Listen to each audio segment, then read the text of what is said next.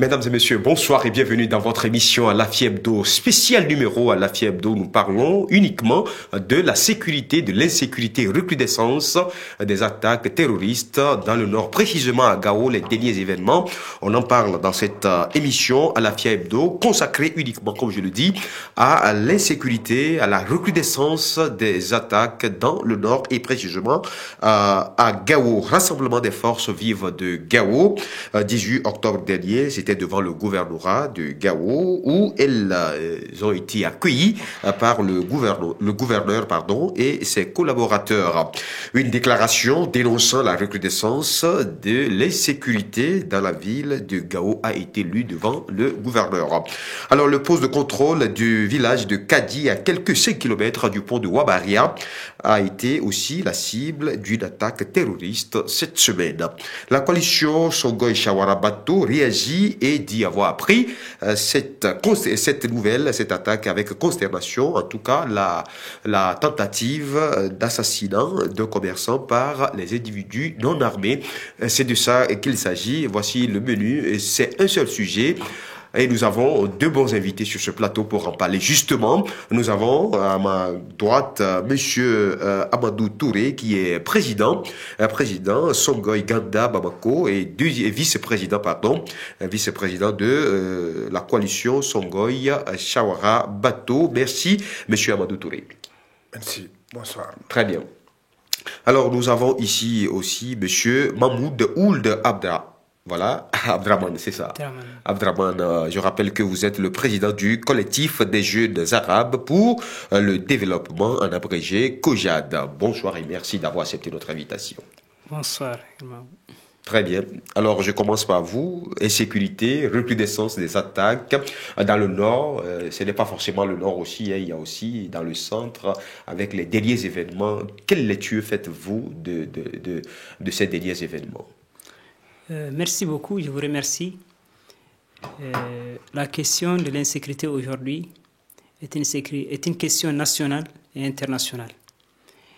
Et vous n'êtes pas sans savoir également que depuis 2012, nous sommes en train d'assister vraiment à une détérioration de la situation au Mali.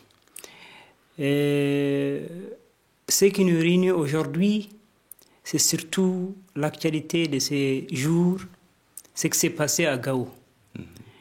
Et ce qui s'est passé à Gao dans ces 2 jours nous interpelle tous, car il s'agit vraiment de populations qui sont en train de crier pour vraiment leur vie. Et ça, je crois qu'aujourd'hui, ce que nous pouvons dire aujourd'hui à ce sujet, c'est vraiment l'État doit prendre ses responsabilités. Est-ce que l'État ne joue pas déjà son rôle? Oui, vous savez, l'État a toujours joué son rôle. On n'en disconvient pas. Mais il y a toujours un effort à fournir davantage pour minimiser les attaques, pour comprendre réellement ce qui se passe réellement à Gao aujourd'hui. Vous n'êtes pas sans savoir que ce n'est pas à Gao seulement qu'on a l'insécurité aujourd'hui. On a la même chose à Ménaka, on a la même chose un peu partout au Mali. Aujourd'hui, il y a de l'insécurité, mais c'est à des phases différentes. Très bien. Merci. Alors, Monsieur Amadou Touré, je rappelle que vous êtes le président Songoï Ganda à Bamako, vice-président de la coalition Songoï Chawara Bato. Une fois encore, merci d'accepter notre invitation. Et vous, aujourd'hui, quand on parle de l'insécurité, de la recrudescence des attaques, surtout dans le nord, les derniers événements de Gao, surtout cette semaine, quelle lecture faites-vous? Bonsoir d'abord à vous-même, à tous nos téléspectateurs qui sont en train de regarder. Bonsoir en tout cas surtout à la télé Lafia. Grâce à elle aujourd'hui, nous sommes vus et entendus un peu partout dans le monde. Le point dont vous avez parlé, le point d'insécurité, et précisément les événements de Gao. Ce qui s'est passé à Gao l'autre jour, ce n'est qu'en réalité une répétition. Oui, mais ce n'est pas une répétition de trop. J'ai dit, c'est une répétition, c'est un élément parmi tant d'autres. Et cet élément, autant il a été condamné hier, aujourd'hui aussi il a été condamné. Ce qui s'est passé à Gao, c'est plutôt une autre réaction que vous avez vue. C'est finalement un peu la réaction des populations. On a l'habitude de dire trop c'est trop, mais cette fois-ci, nous avons eu une autre idée. Les populations ont eu une autre manière de voir. Est-ce qu'il n'est pas temps? On l'a déjà fait, mais cette fois-ci, au-delà de l'État, qu'est-ce que nous-mêmes nous devons faire? C'est ce cri de cœur des populations en réalité. La nouvelle organisation que vous avez vue, l'État, oui, l'État c'est tout le monde. Mais la légitime défense aussi est un droit. Les populations sont mis dans une position aujourd'hui. Faut-il, malgré l'État, qu'est-ce que nous devons faire pour nous organiser? C'est un peu le message fort qu'a donné les populations de Gao, les notabilités, les jeunes, les femmes, toutes corporations confondues. Il s'agit des populations du Nord. Mais sortir dans la rue, aller lire une déclaration, est-ce que ça suffit pour venir à bout de ce mal? Vous savez, nous sommes régaliens et entre l'État et les citoyens, il y a des méthodes de procédure. Okay. La procédure voudrait que ce n'est pas la première fois que nous avons eu à marcher à Gao, non?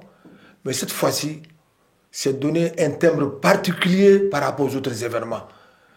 Et ce qui s'est fait à Gao, c'est vrai, on dit la ville de Gao, mais qu'on dirait que c'est la même position dans toutes les régions du Nord. Quand je prends de Kidal, de Menaka, de Taoudeni, de Tombouctou et tout autre. C'est toujours pour vous dire que c'est plus de conscience des populations qui a fait la différence par rapport aux autres. Très bien. Alors, quatre casques bleus ont été tués cette semaine dans les patrouilles. Ils se sont heurtés à des mines sur des engins explosifs improvisés. Et ça aussi, c'est dans la protection c'est pour protéger les civils que ces casques bleus sont tués. Qu'est-ce qu'il faut faire? Aujourd'hui, on n'a plus Barkhane. Nous nous inclinons devant ces victimes. Et autant les victimes civiles et militaires qui ont précédé ceci. Vous savez, ce plan de mine, ça montre tout juste un désaveu. C'est une méthode lâche. C'est nouveau ça, ce phénomène. Quand ceux-ci pensaient qu'ils étaient dans une certaine position de force, c'est les camps qu'on attaquait. À visage découvert, ce n'est plus les populations. Lorsque des gens qui se disent quel nom de djihadistes attaquent un camp, ça veut dire que c'est un défi. Aujourd'hui, il faudra que ce défi-là, la paix a changé de camp. On en viendra à ça sûrement. Très bien. Mettre des mines, c'est vraiment lâche. Ça attaque tout le monde. C'est le fait qu'il y a eu que ces casques bleus qui sont venus. Sinon, le simple paysan de passage peut tomber là-dedans. Le berger peut tomber là-dedans. Les enfants peuvent loiter là-dedans. N'importe qui, c'est pour dire que c'est une méthode lâche, mais c'est seulement tout juste, c'est un désaveu de soi-même et montrer son impuissance par rapport à les anciennes méthodes. N'oublions pas que les méthodes évoluent, les méthodes ont évolué contre la réalité du terrain. Très bien. Alors, monsieur Mahmoud Ould Abdrahman, aujourd'hui, nous n'avons plus ces forces étrangères. On n'a plus Takuba, on n'a plus Barkhane. La situation se détériore. Au jour, ça sent dommage. Qu'est-ce qu'il faut faire? Et on nous apprend aussi dans des expressions que l'armée monte en puissance. L'armée monte-t-elle vraiment en puissance? Bon, vous savez, par rapport à la montée de puissance de l'armée, je crois que ça, c'est le terrain qui commande. Vous savez, depuis 2012, à nos jours, il y a eu plusieurs forces étrangères qui ont vécu sur ces territoires, qui ont lutté avec tous les moyens afin d'endiguer ces phénomènes qu'on appelle les phénomènes de djihadisme, les phénomènes de terrorisme. Mais jusqu'à preuve du contraire, il y a toujours une nuance, une recrudescence et qui prend d'autres dimensions. Maintenant, l'État est en train de prendre une autre direction, c'est-à-dire maintenant, voir maintenant avec qui réellement travailler sur ce phénomène. Barkhane était là, à un moment donné. L'État estime aujourd'hui que Barkhane n'a pas fait son travail et que vraiment, le rôle que Barkhane devait jouer n'a pas été vraiment fait. Et aujourd'hui, on essaie de voir un partenaire clé qui va maintenant essayer de... On a déjà vu un partenaire où on essaie de voir un partenaire clair. Bon, je crois que l'État est en train de se donner cette chance maintenant de créer des partenariats avec tout l'État, qui veulent vraiment travailler avec l'État. Ça aussi, il faut le noter. Mais pour le moment, ce qui est un peu connu sur les réseaux sociaux, un peu d'une façon vraiment aussi que ça, on dit que c'est le partenariat Russie-Mali qui prévaut pour le moment. Ça, c'est sur les réseaux sociaux, bien vous l'avez appris, des sources sociaux. Pour le moment, il n'y a pas une source fiable qui approuve que le Mali est en train de faire un partenariat de guerre entre la Russie. Si nous nous atténuons également aux différents communiqués, parce que chaque fois, on nous parle de Wagner. Si on va à côté État, on nous dit qu'il n'y a pas de Wagner, il n'y a que des instructeurs russes qui sont en train d'aider l'armée malienne.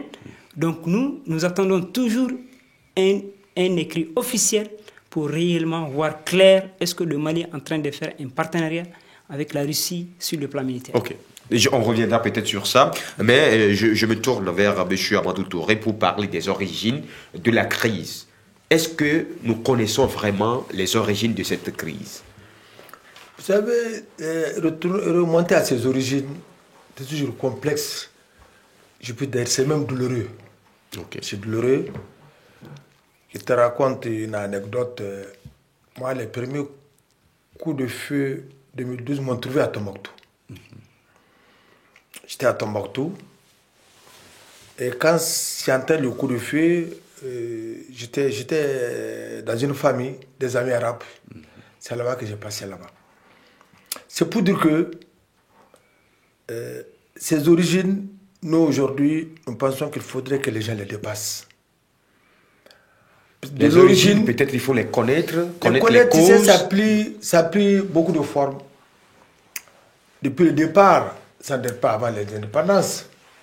Déjà, on pensait qu'une partie de ce territoire devait avoir peut-être une mode de nomination. Mais nos parents, nos grands-pères ont dépassé ce stade. On ne vient pas à ça. On est dans un Mali unique. Et toute tentative qui voudrait que ce pays soit vu sous un autre angle que le Mali, nous le pensons comme un élément totalement négatif, qui n'est pas constructif. Mais si c'est ça qui donnerait la paix? La paix, ce n'est pas... On a vu les autres pays, Bénin, le Soudan, ça n'a jamais donné la paix. Okay. On a même fait le Soudan Nord, Soudan, je ne sais pas quoi, ça n'a pas donné la paix. La paix intérieure, la paix, c'est les populations. Vous savez, le Nord, c'est un lieu paisible, c'était tellement bon de vivre, vous ne savez pas. Tellement les gens, le brassage. Vous voyez, tout de suite, là, j'étais en train de causer avec lui. Vous étiez étonné qu'on se trouve avec je vais dire le nom de ma maman, et je trouve que c'est aussi sa tante. C'est complexe. C'est la même famille. Alors vous, qui de loin, si vous voyez la couleur, vous allez penser que c'est ce qu'on fait la guerre. Non, pas du tout. On ne peut pas nous faire la guerre, puisqu'on est nés ensemble. On est les mêmes. Je vous jure, tout ceci, aujourd'hui, qui a amené ce problème, c'est des gens externes, qui ont été encouragés par des pays extérieurs. Je veux dire, c'est des étrangers. Sinon, un type du Nord vis-à-vis de lui-même ne peut pas dire cette chose. On ne peut pas le dire. Mais si le Nord, par exemple, quand je parle des origines, et que le Nord est délaissé, laissé pour compte, est-ce que ce n'est pas une cause pour l'accentuation de la crise? Je vous dis, celui qui vous dit ça, il est totalement de mauvaise foi. Moi qui vous le dis, moi j'ai fait mon enfance à Kidal. J'ai eu la chance, suivant ma fonction, fait que j'ai fait beaucoup de cercles en Malaisie, entre toutes les régions. Mais très sincèrement, le niveau de vie de celui qui réside à Kidal est supérieur, beaucoup supérieur à celui qui vit dans le confin des Cailles. Donc, on dit le mal développement d'une zone par rapport à une autre. Oui. Moi, je pense plutôt, en tout cas, la guerre n'a pas trouvé la solution. La guerre, qu'est-ce qu'elle a fait? Ça a détruit le tissu économique. Qu'est-ce que ça fait? Ça détruit le circuit social aujourd'hui. Okay. En tout cas, ce projet n'a amené aucune plus-value sur nos populations. Plus-value que ça nous a rendu tous des réfugiés. Les notabilités du Nord sont des réfugiés au Mali. Très bien. Merci. Alors, Monsieur Mahmoud Ould Abdrahmane, est-ce qu'aujourd'hui, il ne faut pas réfléchir sur les causes de cette crise? Merci. C'est une question très, très pertinente. Pourquoi? Parce que pour traiter un problème, il faut réellement connaître sa cause ou sa genèse. Vous savez, on essaie de remonter cette crise en 2012, pendant que cette crise, elle existait depuis longtemps. Depuis l'indépendance. La crise existait avant 2012. Avant 2012. Sous quelle forme? Auparavant, c'était une rébellion qui revendiquait des droits. Quels droits? Les droits parce que il y avait des droits parce qu'il n'y avait pas de développement. Okay. Et les gens demandaient juste vraiment une meilleure condition de vie. Même si on essaie de remonter un peu en 2012, avec la création du MNLA, là, le vrai objectif, c'était quoi? C'était d'abord demander un développement harmonieux des régions du Nord. Si vous prenez aujourd'hui le Mali, si vous quittez Bamako, arrivez au niveau de Douenza, oui, dans la région de... En fait, qui est devenu aussi... Oui. Aujourd'hui, mais une fois que vous dépassez 60 km, 70 km, mais franchement, vous dites qu'il n'y a plus de vie. Il n'y a plus de vie. Vous sentez un peu, c'est-à-dire vraiment une crise partout. Vous sentez la famine, vous sentez beaucoup de mauvaises conditions que ces gens-là vivent. Oui. À un moment donné, on a essayé de dire, OK, maintenant on a compris. Les problèmes sont là, maintenant il faudrait trouver des solutions. Quelles sont les solutions maintenant? En 2015, on dit, bon, il est temps de s'asseoir, de discuter, de trouver un accord. C'est dans cette optique que l'accord d'Alger a été signé. Et si seulement on avait appliqué ce qui a été fait dans cet accord depuis 2015 à nos jours, je crois qu'aujourd'hui, on n'allait pas se retrouver dans cette situation. Qu'est-ce qui bloque l'application de l'accord? Qu'est-ce qui bloque? Ce qui bloque l'application de l'accord, c'est d'abord une mauvaise volonté politique, soit de l'État ou de mouvements signataires. Parce qu'il faudrait que l'État s'assume, que les mouvements signataires également de cet accord s'assument. Parce qu'aujourd'hui, qui paie les prix? C'est les populations. Il faudrait maintenant une conjugaison des efforts entre l'État malien et les mouvements signataires afin de trouver une issue favorable et définitive à cette crise. Okay. Aujourd'hui, prenons seulement le cas des Gao aujourd'hui. Si vous voyez qu'il y a vraiment ces crises ou bien ces attaques consécutives qui se font chaque jour, c'est parce que quelque part, la responsabilité est partagée. Par qui et qui? Est partagée par l'État, parce que l'État, les militaires sont là, c'est eux qui ont habilité à veiller sur la sécurité, sur vraiment les populations. Voilà qu'ils le font, et il y a des casques bleus qui sont tombés sur des engins, des mines, des engins explosifs improvisés. Par rapport aux casques bleus, vous savez, la mission onusienne est là pour appuyer le Mali dans le rétablissement de la paix et de la cohésion sociale. Très bien. On est d'accord. Maintenant, ce casque bleu aussi, eux aussi, chaque fois, ils tombent. Parce que dans ce phénomène, parce qu'eux aussi constituent une cible. OK? Oui. Une cible de ceux qui sont maîtres du terrain aujourd'hui. Oui. Et toutes les occasions sont bonnes pour éliminer quiconque essaie maintenant de ramener la paix. Mais qu'est-ce qu'ils demandent, M. Touré? Qu'est-ce qu'ils demandent? Qu'est-ce qu'ils réclament? Ce qu'ils réclament, c'est l'ambiguïté. La question a été bien posée. Parfois, ce que vous dites, le simple citoyen se dit, finalement, qu'est-ce qu'ils veulent? Ce qu'ils veulent, vous avez en face des partenaires parfois de mauvaise foi. D'abord, pour les signataires de l'accord. L'accord n'est pas équilibré. L'accord n'est pas celui des Maliens. L'accord a été donné à un groupe en pensant que ça va amener la paix. Pour certains, l'accord même est anticonstitutionnel. C'est de ça que je veux parler. Cet accord, je dis, ce n'est pas l'accord des populations. C'est l'accord d'un groupe armé. Et les populations, pour les raisons politiques, ont pensé qu'en signant ça, qu'on n'aura pas la paix. Les populations sont tues en disant si cela doit amener la paix, nous allons nous taire pourvu qu'il y a la paix. Mais qu'est-ce qui s'est passé? Malgré tout, ça n'a pas amené la paix. Mais ça n'a pas été appliqué pour amener la paix. L'accord ne pouvait pas être appliqué puisque un groupe d'individus qui ne représentent pas les populations, qui n'ont pas été mandatés par les populations, un document qui n'a pas passé par l'Assemblée nationale, un document qui parfois frise en contradiction avec la Constitution de 92, ne peut pas marcher, puisque quand tu ne te retrouves pas là, ça ne peut pas marcher. L'accord, il ne s'agit pas de jeter l'accord.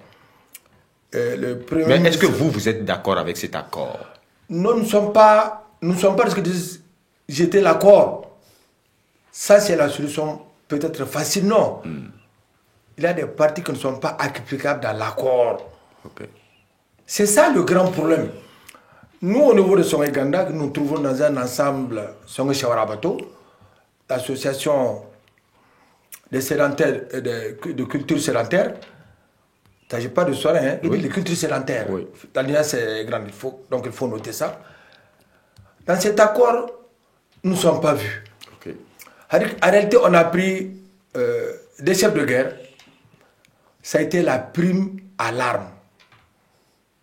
Ça a été la prime de la violence. Imaginez que même avec ceci, les populations se donnent d'accord si cela doit amener la paix. Qu'est-ce qu'ils disent? Faisons ça. Mais finalement, vous êtes trouvé dans quoi? Dans un cirque de chantage. Alors, M. Mahmoud, lui, dit que si l'accord était appliqué, c'est qu'on on avait déjà la paix. Bon, peut-être lui, il n'a pas déjà, puisque l'accord lui-même, il ne peut pas être appliqué. Quand il est appliqué, tu veux dans son entité. C'est-à-dire que l'accord ne peut pas être dans son entité. Puisque tu ne peux pas venir m'imposer une chose à laquelle je n'ai pas adhéré, que je ne connais pas, un enfant que je n'ai jamais désigné. Il s'est autoproclamé sur la base de son âme. L'État a dit à un moment oui. Et ceux-ci qui ont fait ceci, la réalité a montré que ce n'est même pas eux. Et même ils sont pilotés quelque part. Derrière, c'est des partenaires étrangers. On n'en a pas aujourd'hui. C'est la France qui nous empêche d'être d'accord avec nous-mêmes. La France qui est le promoteur de cet accord. C'est la France. Je le dis très sincèrement. C'est la France qui est le promoteur de cet accord. C'est la France qui empêche nous et ceux qui sont fait l'accord qu'on soit mis ensemble. Leur disent non, n'acceptez pas. C'est un État seulement qui est faible. Vous allez gagner. Toutes les crises qu'on fait, quelque part l'accord a un pied là-dedans. Quoi qu'il en soit, même si vous donnez ça, vous ne pouvez pas vous imposer à une population en disant que non, j'ai un papier, non. L'accord a été imposé par la France. Est-ce que vous partagez le même avis avec M. Amadou Touré? D'abord, avant toute chose, j'aimerais d'abord éclaircir un point par rapport à l'accord d'Alger. Vous savez, ce qui est triste dans cet accord, le Malien à 95% n'a même pas lu l'accord. Ça même pas ce qui existe dans cet accord. Mais plutôt, les gens parlent plus de sentiments que de lire même l'accord.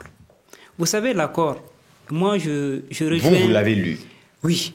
Moi, je vais rejoindre un peu mon aîné par rapport à certains points. Mais par rapport à certains points, c'est vraiment l'accord. Quand il me dit tout de suite que c'est fait à la base d'un certain nombre de personnes qui ne représentent pas, c'est-à-dire les populations.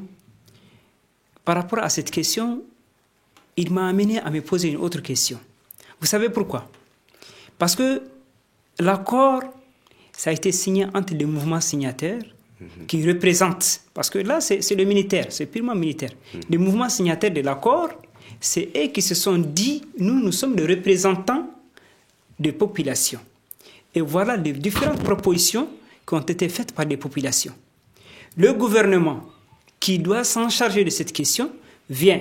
Et là, ça a été fait sous l'égide de la communauté internationale. Voilà toutes les propositions amenées par les mouvements armés. On les dépose sur la table et voilà maintenant l'appréciation du gouvernement par rapport à ces différentes propositions et voilà maintenant les différentes appréciations également de la communauté internationale par rapport à ces différentes propositions.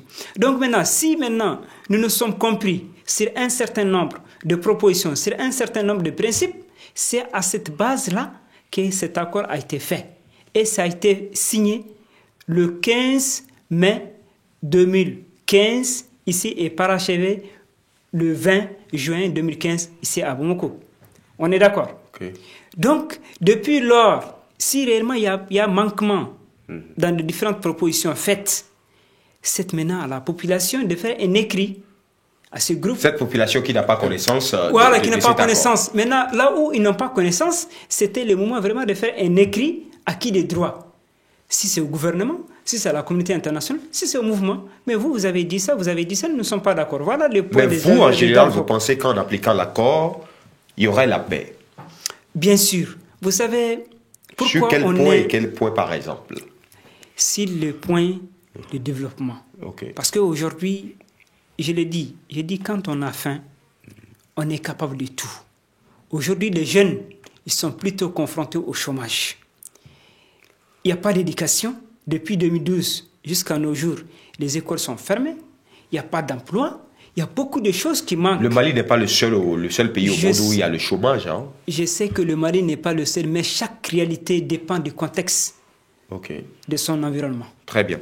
Alors, vous semblez ne pas partager le même avis avec... Je ne partage pas du tout certains points, donc je partage beaucoup de points avec lui. Ces gens ne représentent pas les populations. Ils sont autoproclamés représentants des populations, l'arme à la main. Je le dis, ils se sont proclamés représentants de la population, l'arme à la main. À partir de là, déjà, il n'y a plus de volonté. Cet accord, comment voulez-vous que quelqu'un ne peut pas comprendre le point de développement? Son aspect développement, mais tout le monde est d'accord. Mais qu'est-ce que cet accord a fini? A fait des parias entre nous maintenant. On ne peut même pas développer. Que ce soit les partenaires, que ce soit l'État lui-même, tous les projets de développement ont été sabotés. Oui. L'État a donné des milliards à des entreprises. Je prends tout juste la rue Nyono Tombouctou. Tous ces engins ont été brûlés. Les travailleurs tués. Finalement, les entreprises ont peur d'être sur le terrain. Finalement, on se demande qu'est-ce qu'il y a, qu'est-ce qu'il veut. C'est pour vous dire seulement que certains aspects de l'accord du développement, est-ce qu'on peut nous contredire pour le développement? Mais je dis encore que ceux-ci qui ont pris l'accord comme une affaire personnelle. Il faut d'abord qu'on dise c'est l'accord du Mali. L'accord n'appartient pas à un groupe.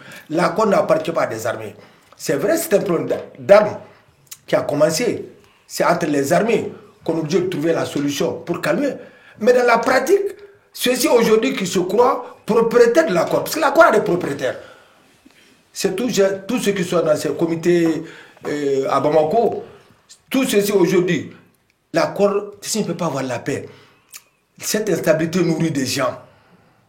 Ça nourrissait un projet pour certains. Nous pensons qui, que, par exemple, M. Amadou Touré? Moi, je suis très clair. Hein. Ceux qui pensaient ça nourrit qui, par exemple? J'arrive, je te arrive à la question. Nous qui pensons à l'accord, nous le voyons un outil de développement. Il faudrait bien un jour que ça s'arrête. Si le programme a été arrêté, on est sorti de l'accord. L'un des éléments majeurs de l'accord même, c'est qu'il faut que ces mouvements déposent les armes. Comment veux-tu quelqu'un qui a des pistolets à la ceinture, il vient dire qu'on se met d'accord. On se met d'accord sur quoi? Non, c'est pour cela qu'il y a le processus DDR. Le processus DDR, il y a avant-après. De bonne foi, les gens se désarment, vous venez en famille, on continue. On fait le travail. Et ils ont fait l'autre réflexion.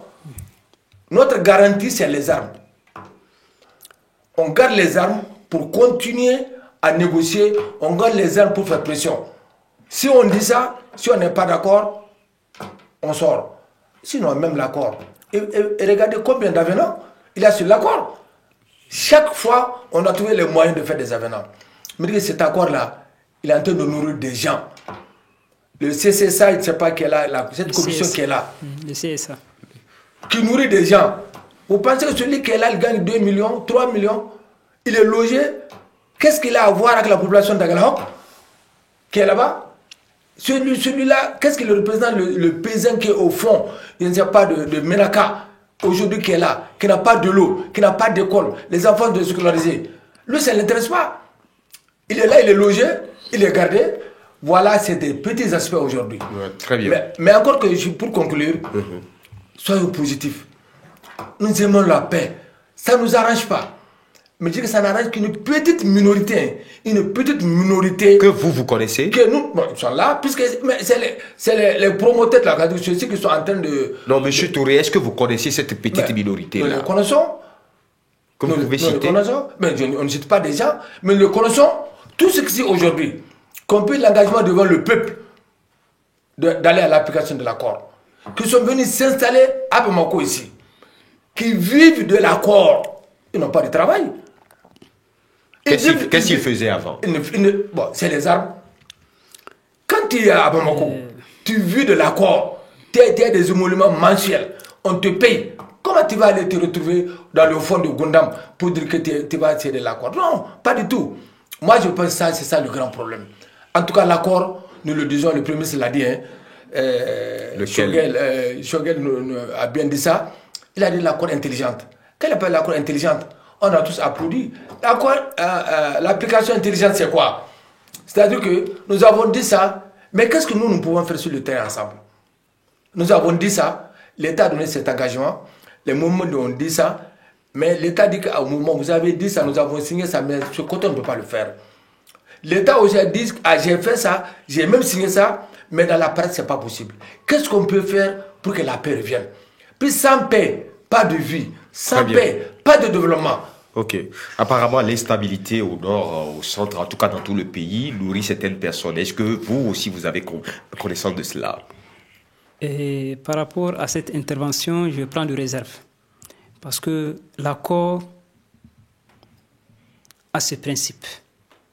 L'accord a ses méthodes. L'accord...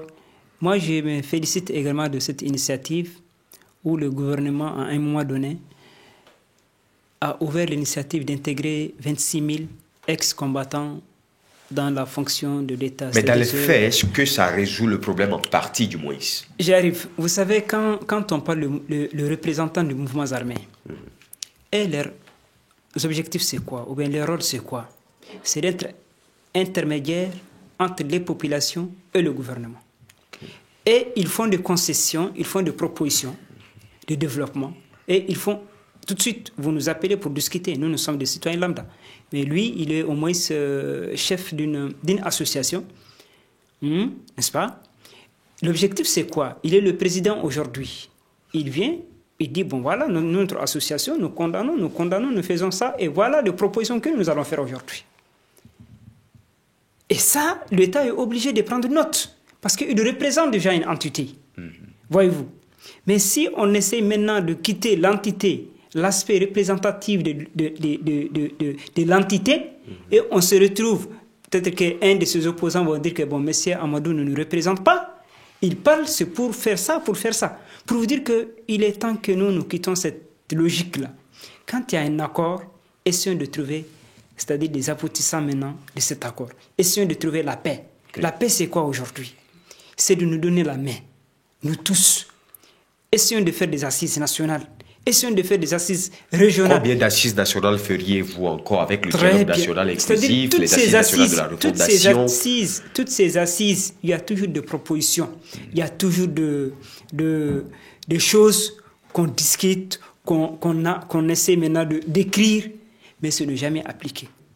Aujourd'hui, si on essaie de se mettre en cause et essayer de gérer ce qu'il y a lieu de gérer, ça va se gérer. Le problème aujourd'hui, alhamdoulilah, on est arrivé à un stade où on a compris que ce n'est plus un problème de teint. Ni teint clair, ni teint noir, ni soreil, ni tamashek, ni arabe. C'est un problème de principe. Et c'est un problème de développement. Et c'est un problème de compréhension. Si les gens parviennent à se comprendre aujourd'hui, c'est très facile de trouver un terrain d'attente. Très bien. Mais tant qu'il y a de l'incompréhension, tant que chacun a une autre vision qui est différente de l'autre, on ne peut pas avoir une vision commune de développement. Très bien. Alors, par rapport à ce point-là, tout de suite que, tu sais, les visions différentes, ce n'est pas ce qui est mauvais. Les visions différentes, très bien. Mais l'essentiel consiste à aller ensemble. Il faudrait que ceux-ci qui ont pris les armes aient pitié des populations. C'est vrai que la guerre, hein, on dit que ce que tu as perdu par les armes, tu ne le gagneras pas par les larmes. Ce que tu perds par les armes, tu ne gagneras pas par les larmes. Mais nous pensons que nous sommes une population commune. On a trop vécu ensemble. On a trop vécu ensemble. Heureusement, tu l'as dit, très sincèrement, un moment, c'est de l'extérieur aussi que notre communication est commandée. On nous a fait en noir, en blanc, en dogon, en peul. Aujourd'hui, les Maliens... Est-ce que ça vient de l'extérieur ou bien c'est... Ça vient de l'extérieur. C'est notre éthique à nous. Sinon, ça a instrumentalisé. Puisque si... imagine qu'un village est attaqué. Moi, je suis parmi... que Dieu m'en garde. Mais on me voit en tant que noir. Mais on dira que ouais, c'est des soirées qui ont passé ici. Ceux-ci qui sont attaqués, mais ils vont en vouloir aux soirées. Parce qu'on a dit que les gens qui ont parlé, on parle soirée. De la même manière, quand vous allez attaquer, si c'est des Arabes, mais ceux-ci qui sont attaqués vont s'en vouloir aux Arabes. Voilà comment on a instrumentalisé, hein, les couleurs, les ethnies, ainsi de suite. Mais je pense qu'on a beaucoup fait dans ça. Chacun aujourd'hui est perdant. Personne ne gagne. Tu ne peux pas seul, dans un îlot de malheur là, tu ne seras jamais heureux. Très bien. Alors, la question aussi, c'est de savoir, est-ce que notre renseignement fonctionne très bien? Est-ce que notre renseignement n'est pas défaillant, le service de renseignement? Bon, tu sais que c'est des choses très complexes, on ne veut pas, mais il faut aussi en parler. Les renseignements, nous avons beaucoup confiance au service de renseignement, mais quand tu te fais trahir par celui que tu as mis en mission, ça pose problème. Vous savez, l'un des éléments majeurs aujourd'hui que les populations n'ont pas compris, moi je n'ai pas compris. Là, quand nous l'avons lu de bout en bout, hein, ce qui est négatif là-dedans, ça existe. Comme toute entreprise humaine, elle peut faire l'objet d'une critique. Mais là, je ne parle pas de l'accord, je parle de notre service de renseignement. Je dis que notre service de renseignement, je dis que c'est à ça que je reviens. Okay. Le renseignement, c'est imaginez que nous, avec l'accord, ça a permis d'intégrer beaucoup de combattants dans l'armée malienne, à la gendarmerie, à la police. Lorsque ceux-ci même auxquels tu confies ton service, si celui-là même retourne l'arme contre toi, les services de renseignement qui sont là, ils ont des ramifications jusqu'à la base. La base, c'est nos forces de sécurité. Lorsque c'est même qui, nous pensons de bonne foi, nous les avions, qui doivent faire remonter l'information. Lorsque un groupe de ce genre vient se retourner l'arme contre l'État, il y a eu déjà des exemples pareils. Il y a des exemples, on a vu des gens qui ont été intégrés, qui ont déserté. Il y a eu des déserteurs, non? Comme il y a eu des déserteurs. Et je reviens à ça, puisqu'aujourd'hui, nous avons une grande inquiétude. On appelle tout de suite des 13 000 qui seront intégrés. 26 000 qui seront... je parle de la première tranche. De la première tranche, oui. Mais dans le commun des mortels, nous on se dit, puisqu'on a vu les pratiques, puis ceux-ci qui sont en train de faire ces listes-là, c'est toujours les gens de la commission CSA, comme vous l'appelez, hein, qui sont en train de le suivi de l'accord, les gens qui font le suivi de l'accord. Mais c'est quoi? C'est ces mouvements encore qui vont amener. Et là, c'est une autre bombe qui est en cours. Puis si ces mêmes mouvements, les amènent avec les listes, nous amener parfois beaucoup plus des étrangers que nous allons trouver. Ceci aujourd'hui, c'est pour aller renforcer les déserteurs. Ça aussi, c'est un problème. Nous, population sédentaire, nous ne sommes pas du tout en sécurité. Si aujourd'hui, on dit qu'on veut intégrer, l'intégration, c'est quoi? C'est à partir des villages. On doit pouvoir... Les gens, on sait qui est qui. On sait qui est hameau, qui est campement, qui est village. C'est connu. Il s'agit seulement de dire à tous les villages, c'est par commune aujourd'hui. Quelle commune amène tel nombre de personnes. Mais nous attendons aussi cela. Vraiment, nous le suivons de pied ferme. Mais normalement, vous avez vu la bonne volonté de l'État, qui voulait tout de suite même accélérer. Tout le monde attend ça que ça soit accéléré. Très bien, merci. Mais au profit de qui? Merci M. Amadou Touré, le renseignement, notre service de renseignement. Est-ce qu'il faut le questionner? Est-ce qu'il faut réformer? Parce que souvent, même en coulisses, on se le disait, il y a des fois, l'action vient avant l'information. Ouais. Merci pour la question. Vous savez, on a l'habitude de dire, si un pays est fort,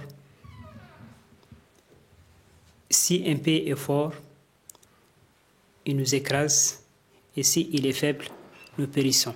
Oui. Aujourd'hui, je crois qu'on est à cheval entre les deux termes. L'État n'est pas assez fort pour avoir vraiment un service de renseignement digne de ce nom. Okay.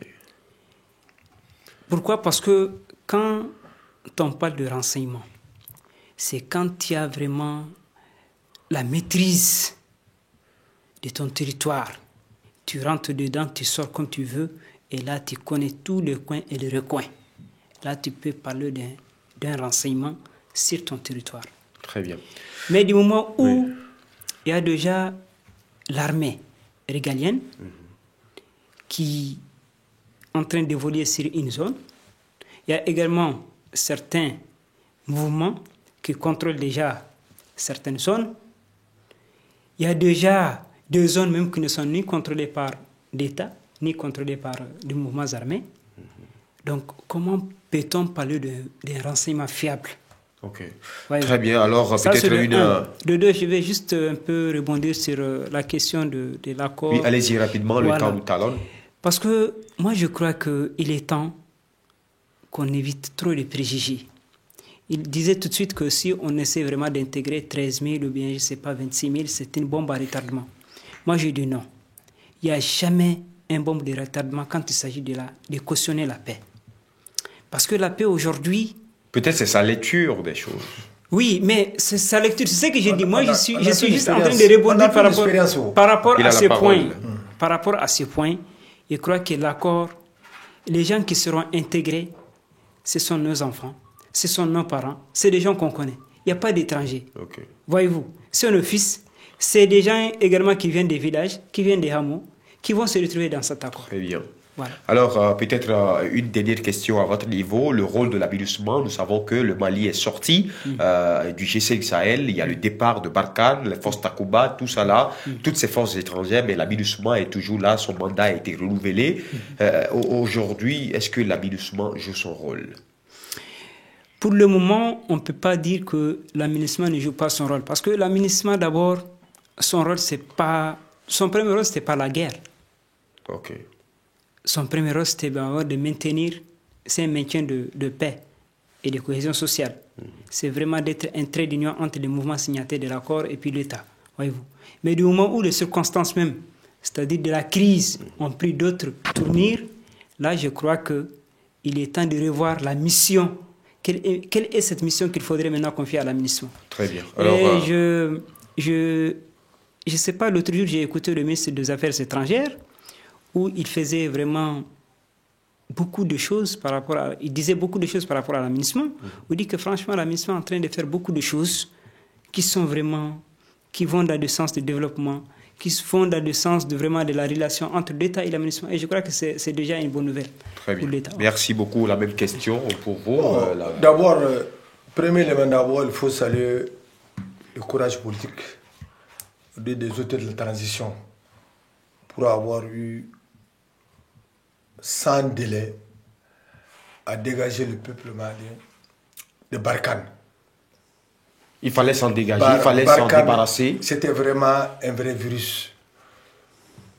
Je dis encore qui s'impose entre les populations. Et Dieu merci, parce que la vision du président de la transition, il a fait une bonne vision. Salut. C'est vrai aussi notre débat même par rapport à la MINUSMA. Okay. Il faut être réaliste. Nous l'avons dit aujourd'hui, l'État a beaucoup de difficultés. La MINUSMA, pourvu que les gens comprennent son rôle. En réalité, le rôle qu'on les a attribué, ce n'était pas le rôle. On les voyait barricader. Ce n'était pas le bon rôle. Non, ce n'était pas le rôle. Nous, on les attribuait un autre rôle qu'ils n'avaient pas. Puis nous n'avons pas lu les textes. Quand tu vois des gens avec des tenues militaires, avec des gros engins, pour nous c'est pour faire la guerre. On n'a jamais vu qu'ils sont venus pour l'agriculture ou pour faire des forages. Non, ils sont venus pour ça. Mais aujourd'hui... Il y a l'action civilo-militaire aussi, la coopération civilo-militaire. Exactement, c'est cet aspect aujourd'hui que nos populations commencent à comprendre. Si l'aménagement va équiper une école, en quoi, où est le mal dans ça? Il n'y a aucun mal. Si l'aménagement va creuser un puits ou rénover des écoles, aujourd'hui, moi je n'ai pas... L'aménagement, je le vois sous forme, c'est une ONG quoi. C'est que nous voyons, en tout cas, ils sont en train, en tout cas, de jouer le rôle sûrement que la place ne laissait pas les ONG. Il ne faut pas s'accrocher surtout au nom, le nom seulement pour les condamner, mais c'est l'image qu'ils dégagent. Ils ont dégagé, pour moi, une image militaire, alors qu'en réalité, ce n'est pas des militaires, c'est vraiment une société civile, c'est vraiment des civils. Donc, je pense que nous avons tous compris ça, qu'ils ne sont pas militaires, mais surtout qu'ils se campent dans leur rôle de population civile, je ne sais pas, dans l'ordre d'aide humanitaire, humanitaire qu'ils n'ont pas dit. Tu l'as dit l'autre jour, le ministre des Affaires étrangères, son Excellence, il a eu à me féliciter. Et la vision qu'il a dit, nous le voyons. Mais il dit que c'est l'image qu'il dégage qui faut que les gens croient, les populations. Imagine quelqu'un qui est en brousse, qu'elle voit des militaires passer dans des berdèmes, mais pour lui, c'est pour faire la guerre. Okay. Ils n'ont jamais compris que c'est pour apporter de la farine ou du sucre. Très bien. C'est ça le Merci, monsieur Amadou Touré. Merci d'être passé. Revenez quand vous voulez. Et vraiment, le mot de la fin, ouais. Nous sommes très honorés. Un tel débat permet à nous d'abord de pouvoir nous dégager, donner nos impressions, et sûrement cela va acheter aussi d'autres réactions. Okay. Nous, vous l'avez dit, Songo Chawarabato, est une coordination aujourd'hui de 12 grandes associations. Le seul but, c'est d'abord la culture songoï. Le but, c'est le développement. Le but, c'est le bien vivre ensemble. Okay. Ça fait pas de notre culture, nous l'avons trouvé. Chez nous, tu ne peux pas dire que tu es le... Non, nous sommes tous les mêmes, ce que nous allons développer, et surtout demander aux autres. Trop, c'est trop maintenant. Très bien. Alors, monsieur... Qu'on revienne se donner la main pour le développement de ce pays. Très bien. Vous avez été compris, monsieur Amadou Touré. Voilà votre mot de la fin. Merci vraiment à la télévision, à la Fiat TV, qui nous a permis vraiment d'être sur ces plateaux. Et ce que je dirais, nous sommes également un collectif de jeunes arabes pour le développement.